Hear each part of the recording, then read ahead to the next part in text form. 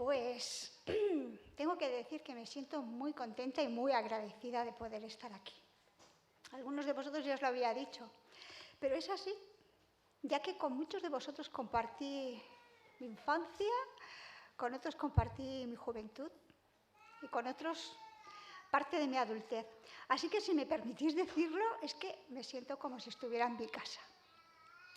Y lo cierto es que cuando oigo mencionar a la Iglesia Unida de Barcelona, se me levanta una sonrisa de manera espontánea, porque evoca recuerdos muy queridos para mí. Sin embargo, el tema que tengo que compartiros en esta mañana, dudo que de buenas a primera os arranque una sonrisa, porque el tema que os quiero compartir en esta mañana, y a ver si me acuerdo cómo funciona esto, sí, es sobre el dolor. Un poco antipático quizás. ¿Por qué Dios parece a veces estar tan silencioso cuando sufrimos? ¿Acaso puede Él entendernos? ¿Hay algún propósito para nuestro dolor? ¿Tiene algún sentido? ¿Hay alguna manera bíblica de expresar con libertad nuestro dolor a Dios? Reflexionar sobre el dolor puede transformar nuestra vida para bien. No os preocupéis que solo me han dado 30 minutos. Así que iremos al grano. Y espero que cuando acabemos esta sencilla reflexión sobre el dolor, lo podamos ver de una manera diferente. Y no quiere decir que os vaya a animar a tener dolor, pero sí que os voy a animar a sacar el máximo provecho de ese dolor que nos llegará tarde o temprano si es que no lo sentimos ya. No sé cuál será ahora tu realidad. Quizás estás en una etapa de aparente tranquilidad y no sientas dolor.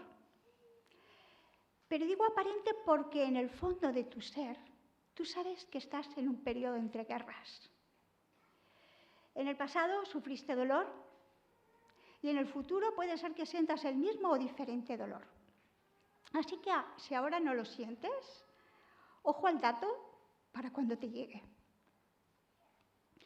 En el caso de que sientas dolor, lo primero que debemos hacer es identificarlo. Puede ser que tengamos un dolor físico o quizás emocional, relacional, quizás un dolor financiero o espiritual. ¿Cuál es el dolor que estás padeciendo? En esta mañana nos centraremos en ese dolor que nos deshace por dentro. Ese dolor que Adrián Romero en una de sus canciones dice: hoy no veo el sol salir y mi fe se gastó y mi fe se agotó. Ese dolor que hace que en nuestra fe se ponga el sol. Ese dolor que nos desalienta y nos deja sin aire, sin respuestas, sin ganas de vivir ni de seguir adelante. ¿Puede acaso un cristiano verdadero sentir esto? ¿Lo has sentido tú? Yo sí. Y quizás pudiéramos pensar que el dolor es fruto de lo que no tenemos. Pero sabemos que no es así, porque Salomón, que lo tuvo todo, el rey más sabio de la historia, el más rico, el que más placeres pudo disfrutar, nos dice en Eclesiastés 2. Después de tantos trabajos y esfuerzos y preocupaciones, ¿qué nos llevamos de este mundo? Nada. Nuestra vida está llena de dolor y sufrimiento. Ni de noche logramos descansar.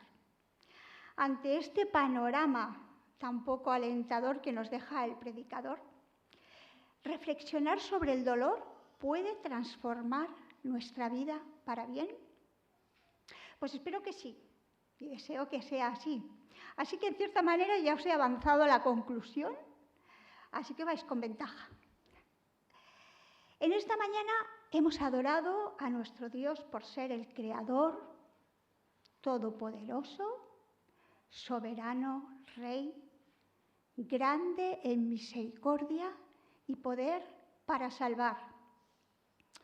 Pero quizás no se nos pase por la mente pensar en nuestro Dios como un Dios que sufre. Como mucho pensaremos en Jesús, Dios hecho hombre, y asociaremos aquellos episodios de dolor que recordamos quizás más a su faceta humana que divina. Parece que no casa. Parece que no casa el hecho de un Dios perfecto. Parece que no casa y que no pasa ahora. Parece que no casa el hecho de pensar en un Dios perfecto y un Dios que siente al dolor estilo humano. Sin embargo, vemos en diferentes pasajes del Antiguo Testamento el corazón roto de nuestro Dios, pues al poner tan voluntaria y deliberadamente su amor sobre nosotros, nuestra condición le afecta tremendamente. Es un Dios que sufre con la humanidad, aunque en cierto sentido es soberano sobre el sufrimiento. Y os dejo aquí 3 pasajes. Leemos en Génesis 6. El Señor vio la magnitud de la maldad humana en la tierra y entonces el Señor se lamentó haber creado al ser humano y haberlo puesto sobre la tierra. Se le partió el corazón. Y como dice otra versión, dice, le dolió en su corazón. Pasamos a Jeremías 31 y leemos que ¿no es Efraín hijo precioso para mí? Me he acordado de él constantemente. Por eso mis entrañas se conmovieron por él, dice Jehová. Y ya no seas, oh Israel, ¿cómo podría abandonarte? Mi corazón está desgarrado dentro de mí y mi compasión se desborda. Así pues, tenemos un Dios trascendente, pero personal, que nos ama tanto que se duele por nosotros. Y esto solo ya de por sí es algo extraordinario. Y podemos decir, como dijera Moisés en Deuteronomio, no hay ningún otro pueblo que tenga tan cerca a su Dios como lo tenemos nosotros cuando le pedimos ayuda. Así que nos paramos y adoramos a nuestro Dios aquí y ahora, por su implicación con la humanidad desde el principio de la historia, por dolerse voluntariamente por el ser humano, por amor a ti y por amor a mí. Siendo esto de lo más extraordinario, ¿qué decir de Jesús, el varón de dolores? ¿Acaso dijo o vivió algo que nos pueda ayudar en nuestro dolor? Pues Jesús nos dijo que en este mundo sufriríamos aflicción, que sí o sí tendríamos dolor, pero que Él había vencido al mundo. También leemos en Hebreos, Jesús aprendió de lo que sufrió. Y sabe del sufrimiento ya no porque lo sabe todo, que también. Sabe del sufrimiento por propia experiencia. Ya de pequeño supo lo que era huir a Egipto como un refugiado por temor a perder la vida. De adulto lloró por su amigo Lázaro cuando murió. Supo ser abandonado por su familia y por sus seguidores. Fue negado 3 veces por el discípulo aquel que le había dicho que no le dejaría jamás.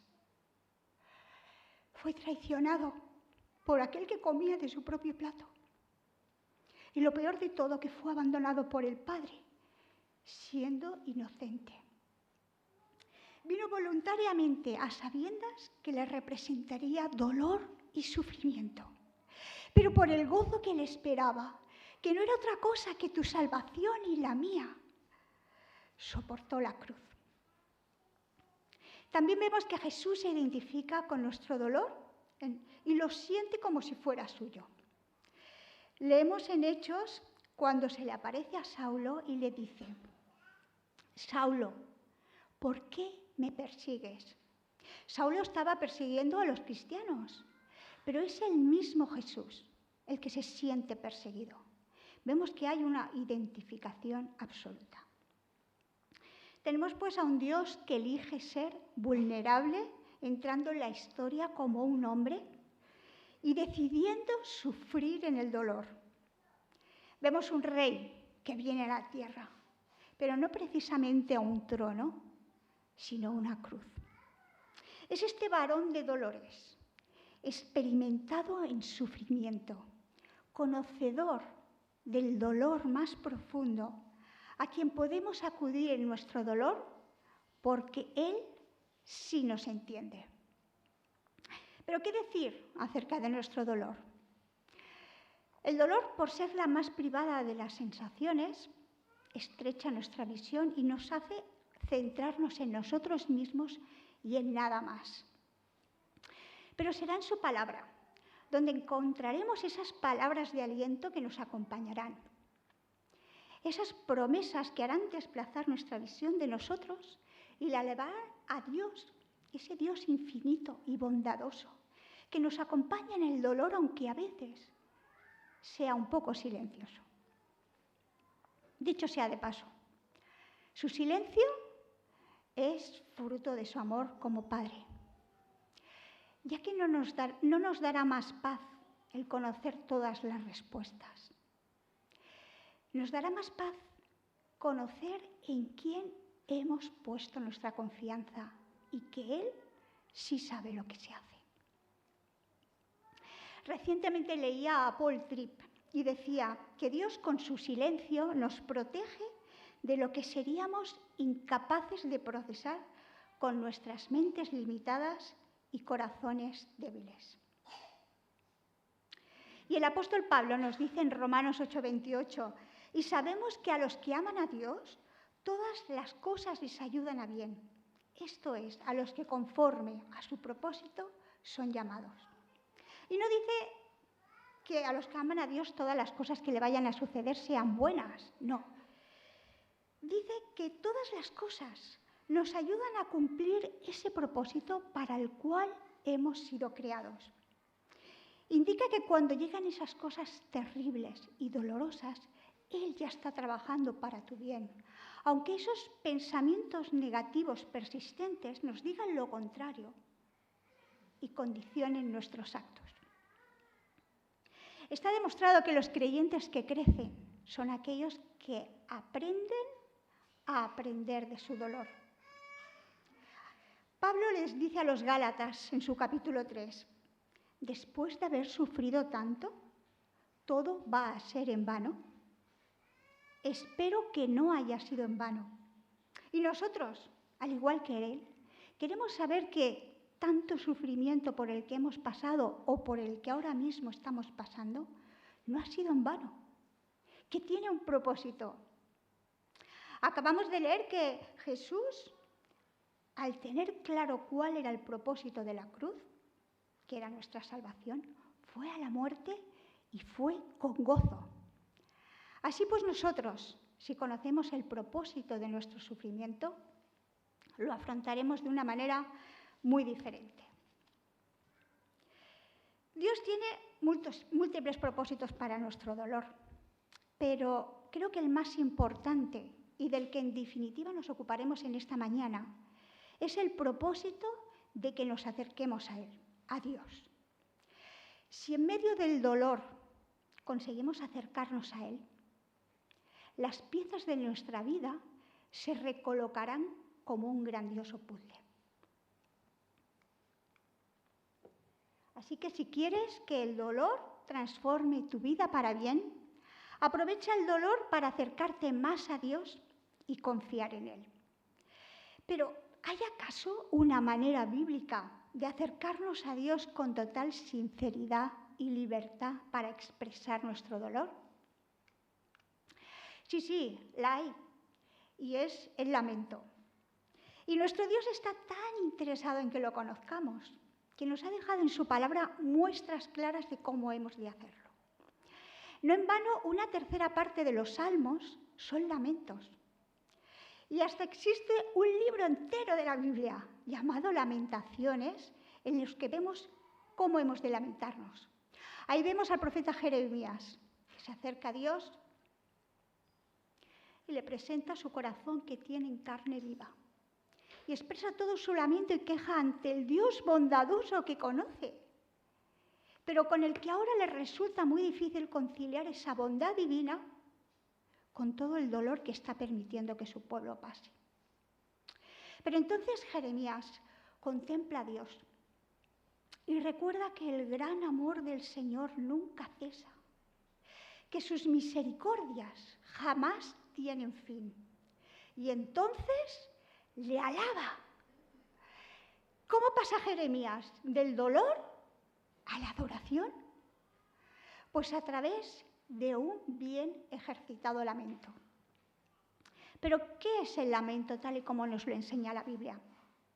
Es una oración de angustia que conduce a la confianza. Es el lenguaje para vivir entre los extremos de una vida difícil y la confianza en la soberanía de Dios. Sin lamentos no sabremos cómo procesar el dolor. Llorar es humano, pero el lamento es de cristianos, pues salva el vacío entre el sufrimiento y la promesa. En nuestros lamentos expresamos la tristeza que sentimos, pero también debemos recordar las verdades que creemos.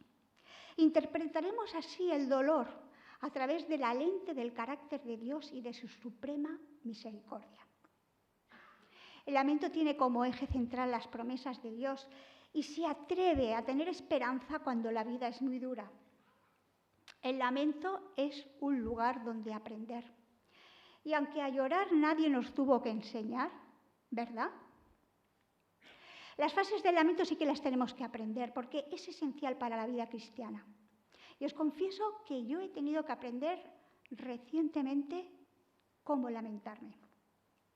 Y durante toda mi vida cristiana me había incomodado tremendamente expresar delante de Dios mi queja y mi sufrimiento. Prefería el silencio a decirle que no podía entender todo lo que Él estaba permitiendo en mi vida. Un temor a Dios mal entendido por mi parte impedía que me quejara abiertamente a mi Dios. Me parecía escandaloso hacer tal cosa. ¿Cómo podían los salmistas expresarse delante de Dios con tanto arrojo? ¿Acaso dudaban de la soberanía de Dios y de que Él supiera realmente lo que se hacía? Pero ese silencio era letal, porque esos pensamientos negativos persistentes minaban mi alma al no ser expresados. Pero nuestro Padre Celestial, que lo sabía, nos proveyó el lamento para que podamos expresarlos. Así que no permitas que tu miedo, tu desespero o tu costumbre de guardar silencio impidan el flujo de la gracia que Dios tiene preparado para ti. Utiliza el lamento. Quizás tú no prefieras el silencio. Quizás tú optes por negar tu pena. Pero, ¿sabes? La restauración no viene a los que viven en la negación. Eludir la realidad y engañar a nuestros pensamientos no nos conduce más que a un bucle infinito de desesperación y al dolor más improductivo. El lamento es un descubrimiento personal sorprendente y está vinculado con tu crecimiento espiritual y tu concepto de Dios. Esther Fries, en su libro Basta ya de fingir que estás bien, dice: la madurez espiritual no significa llevar una vida exenta de lamentos. Significa que crecemos para convertirnos en buenos lamentadores y así aumentamos nuestra necesidad de Dios. Como os he dicho, he aprendido a lamentarme hace muy poco. Y gracias a las palabras de un pastor de Indianápolis llamado Mark Greco. Tras una experiencia traumática que vivió él y su familia, Mark buscó en la Biblia cómo uno debía lamentarse. Y nos dice lo siguiente. Por cierto, que escribió un libro que se titula Nubes oscuras, misericordia profunda, que os lo recomiendo encarecidamente, porque desarrolla todo esto del lamento que os estoy comentando hoy. Pues eso, nos dice en su libro: el sufrimiento y la tristeza no son una negación de la presencia de Dios ni una falta de fe en su cuidado soberano. Dios nos llama a lamentarnos, a dotar de expresión nuestro dolor y nuestra pena, lo cual nos lleva a su vez a una esperanza, a una sanación y a una salud auténticas. Si no nos lamentamos a la manera bíblica, el silencio, la amargura e incluso la ira puede dominar nuestra vida espiritual. El lamento es el sendero entre la angustia y la esperanza. Una esperanza que sabe que en medio del dolor se puede aferrar a Dios, a su palabra y a sus promesas sin temor al futuro. Así que os animo a lamentarnos como vemos en la Biblia, porque nadie busca el sufrimiento que nos lleva al lamento. Pero cuando la vida se desmorona, este cántico en tonalidad menor nos da vida. Y como más repite a lo largo de su libro, lo duro es duro, lo duro no es malo. Y es así que el dolor es duro, pero el dolor es malo porque podemos aprender de él. Es cierto, es un maestro bastante desagradable, pero puede ser muy útil. Aquí quisiera hacer una pausa, pues me resulta inevitable remontarme a 7 meses atrás y compartir con vosotros una experiencia vivida.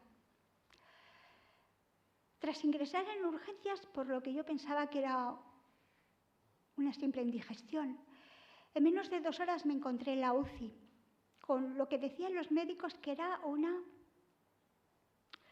infección galopante de origen desconocido. Al no conocer el origen, si era una bacteria o un virus o un hongo, me colocaron una vía central en el cuello con 4 entradas para colocarme simultáneamente 4 tipos de antibiótico diferente.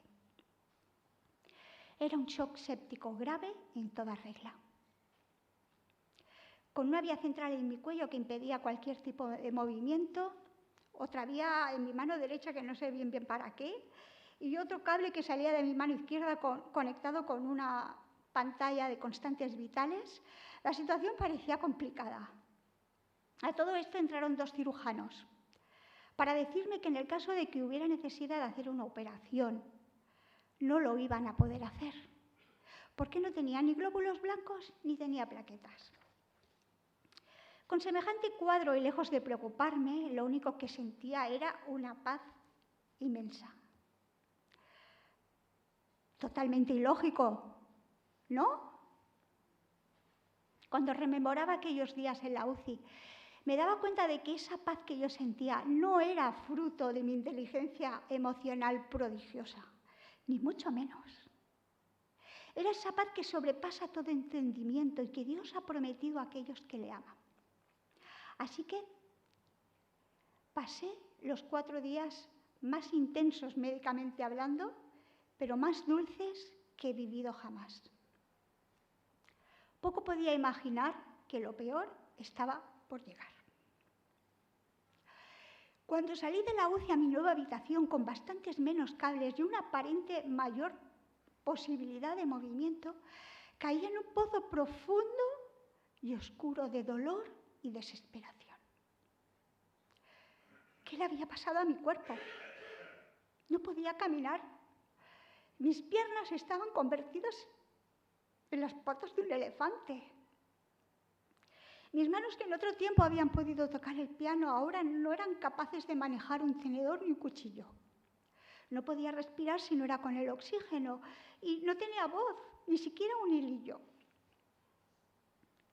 Y ahora que lo miro con cierta perspectiva, creo que me pasó como a Pedro, cuando quiso caminar por las aguas. En lo más difícil supo saltar a las aguas mirando al maestro. Pero cuando empezó a ver las olas y a lo profundo a lo que se podía hundir y dejó de mirar al maestro, ¡glup!, se hundió. Si en la UCI tenía muy claro que solo podía mirar al maestro, ahí en la habitación empecé a ver todo lo que no podía hacer.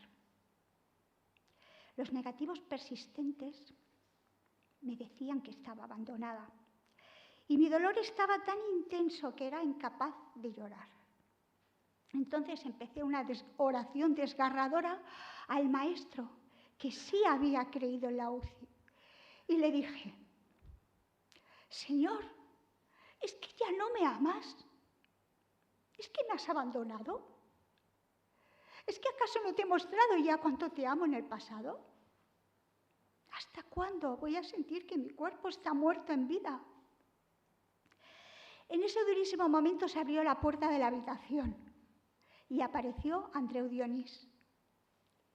Señor, no quiero ahora abrir mi corazón a nadie y mucho menos al pastor. Si os parece, dejamos un momento parada la escena y continuaremos después.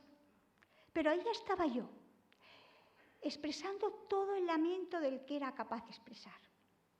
Y si observamos muchos de los cánticos de lamento que hay en la Biblia, veremos que hay un patrón bastante repetitivo. Y yo en aquella habitación de hospital todavía no lo sabía. Y conocerlo me ha hecho tanto bien que me ha ayudado en mi relación personal.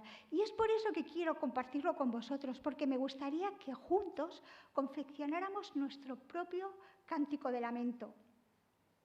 Saber las fases del lamento será una guía para utilizar este medio que Dios nos ha dejado en su palabra. Así que tenemos, primer paso del lamento. Acude a Dios en oración y expresa tus luchas y preguntas. El solo hecho de acudir en oración es un gran paso importante, porque significa que crees que Él te responderá y te restaurará. David el salmista se dirige a Dios en este Salmo 22 con una pregunta: Dios mío, ¿por qué me has abandonado? Y muchas de las canciones de lamento que tenemos en la Biblia empiezan con un ¿por qué? ¿Hasta cuándo? ¿Cómo? Y así puedes empezar tú tu canto de lamento. A través de esta queja santa podemos demostrar nuestro desencanto y avanzar hacia una solución. Los salmos fueron los cánticos que utilizó Jesús. Y recordamos cómo Él utilizó estas palabras del Salmo 22. El lamento exprésalo en voz audible o escríbelo en un papel, como te venga mejor, pero exprésalo. El pastor Alexander McLaren escribe: es mejor expresar las dudas con un mensaje claro que dejar que floten en el corazón difusas y creando oscuridad como nieblas venenosas. Un pensamiento, sea bueno o malo, se puede resolver cuando se expresa. Así que las preguntas que David declara en este salmo, que levantaban una barrera entre él y Dios, en realidad son un vehículo que le acercan más a aquel que puede cambiar su corazón. La queja, más que una exposición de una serie de agravios, es un camino que reorienta tus pensamientos y tus sentimientos. Y cuando te aquejes, acude con humildad, con tu dolor, sí, pero no con tu orgullo. Sé sincero. Y ora bíblicamente si quieres, aprovechando los salmos que ya están escritos y que fueron muchos de ellos para ser cantados por el pueblo de Israel. En fin, quéjate como te dicte el corazón, pero sin olvidar que la queja no es un fin en sí mismo, que el fin es acercarte más a Dios. Segundo paso del lamento. Ahora, pide osadamente: tenme compasión, Señor, que estoy angustiado. El dolor está acabando con mis ojos, con mi alma, con mi cuerpo. Y David muestra aquí su fragilidad. Su vulnerabilidad está a flor de piel y le pide a Dios que tenga compasión de él. Nunca somos más conscientes de nuestra vulnerabilidad que cuando tenemos problemas. Pero esto es algo positivo del sufrimiento, siempre que permitamos que el lamento nos acerque más a Dios. Recordemos que el objetivo de estas peticiones no es satisfacer una necesidad, sino descansar en Dios. ¿Pero qué podemos pedir? En los salmos de lamento podemos encontrar que el salmista pide a Dios que arregle algo que va mal en el mundo. Se pide ayuda, rescate, confianza, que se haga justicia, que nos enseñe. ¿Y tú qué querrías pedir osadamente? Acerquémonos, pues, confiadamente al trono de la gracia para alcanzar misericordia y hallar gracia para el oportuno socorro. Hebreos 4:16. Tercer paso. Decide confiar en Dios. Muchos de los salmos de lamento, después de que el salmista se vuelve a Dios en oración y expresa su lamento y pida osadamente, hay un pero. Sí, todo este sufrimiento y dolor es el que existe, pero tú, oh Dios, eres fiel, bondadoso. En esta fase nos alejamos del por qué y nos acercamos al quién, pidiendo a Dios que actúe, pero en una declaración de confianza que expresa una alabanza contenida y que no ha llegado todavía en su totalidad. En este punto hacemos memoria de quién es Dios, de su bondad, misericordia y fidelidad en el pasado, de sus promesas. Elegir confiar por medio del lamento requiere que nos regocijemos sin saber cómo se conectan entre sí todos los puntos. Quizás las promesas de Dios no acaben con nuestro sufrimiento, pero sí lo dotan de propósito. ¡Propósito! ¿Os acordáis lo que decíamos al principio? El dolor con un propósito es mucho más llevadero. Y el lamento sintoniza el corazón para que pueda cantar sobre la confianza. Y así son muchos de los salmos. Puedes acabar tu lamento cantando, por ejemplo, un salmo o un himno que declare aquello que es verdad. Y a veces cuando luchamos contra las falsedades de nuestros pensamientos negativos, persistentes, la canción tiene la capacidad de convencer a nuestras emociones para que cambien. O puedes simplemente tener la necesidad de sentarte en silencio en la presencia de Dios y contemplarle. El agotamiento o el cansancio pueden crear un lenguaje silencioso de confianza. Al recurrir a la oración, exponer las quejas y pedir con arrojo, Dios nos lleva a un lugar de confianza creciente en Él. El lamento puede sintonizar tu corazón para que busque algo más que la eliminación del sufrimiento, para que busque nuestra máxima necesidad, que es estar a bien con Dios. Cuarto paso del lamento. Estalla en alabanza a tu Dios. Una vez que te pares extasiado contemplando la grandeza de Dios, alábale por lo que sabes que Él está haciendo, aunque ahora con tus ojos lo veas ni seas consciente de ello. El lamento nos da permiso para verbalizar nuestro sufrimiento, mientras nos conduce a una adoración teocéntrica. El dolor y la adoración pueden coexistir, al igual que la confianza y los interrogantes. El dolor puede ser un escenario para la adoración y por eso tenemos este pasaje que os he dejado, el Salmo 71. Mas yo esperaré siempre y te alabaré más y más. Con esto finaliza la confección de nuestro cántico de lamento. Si el dolor te invade, acude a Dios, expresa tu sufrimiento, pide osadamente, confía en Él y adórale. Volvemos a la habitación de hospital. Volvemos a la habitación de hospital y Andreu, mi pastor, entrando por la puerta. Solo acerté a decirle, esto duele. Y él, después de varios minutos que a mí me parecieron eternos, decidió que la conversación no iba a seguir mucho más. Así que sacó el móvil y empezó a leer un salmo. Así como los salmos siempre me han cautivado, en esa ocasión me resistía a escucharlo, porque mi interior estaba en plena batalla campal con mi Dios. Pero la palabra de Dios me sacudía con palabras de confianza, con promesas que me resistía a creer. Cuando acabó con los salmos empezó con Isaías, después con Romanos, y aún quedaba una larga y sentida oración. La verdad es que creo que el Señor envió a Andreu para hacerme una transfusión espiritual directa en vena, porque era justo lo que yo necesitaba. Cambiar mis pensamientos negativos persistentes por toda la verdad que estaba en su palabra. Me salto todo el proceso, pero pasaron todavía algunos días hasta que la palabra escuchada hizo poso. El Señor cambió mis pensamientos negativos y con ello renovó mi actitud. Le di trabajo, pero mereció la pena. Unos días más tarde organicé una reunión de alabanza en mi habitación. Esa alabanza iba a subir directa al cielo y sin tapujos. Hice esta foto en ese momento, desde la ventana de mi habitación, y le coloqué este versículo que creo que resume muy bien lo que os estoy queriendo comentar.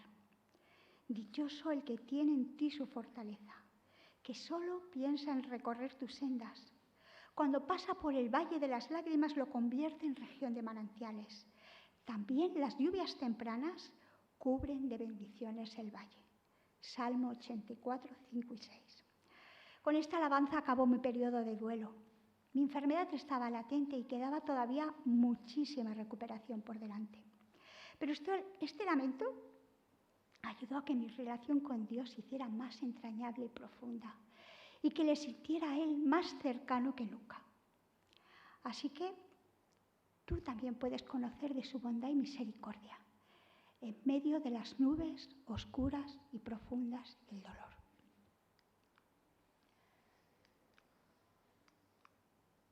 Ahora ya no me obedece. A ver, ahora. Cuando estaba en la UCI recordaba constantemente el Salmo 23 y siempre había una cosa que me paraba porque me intrigaba muchísimo.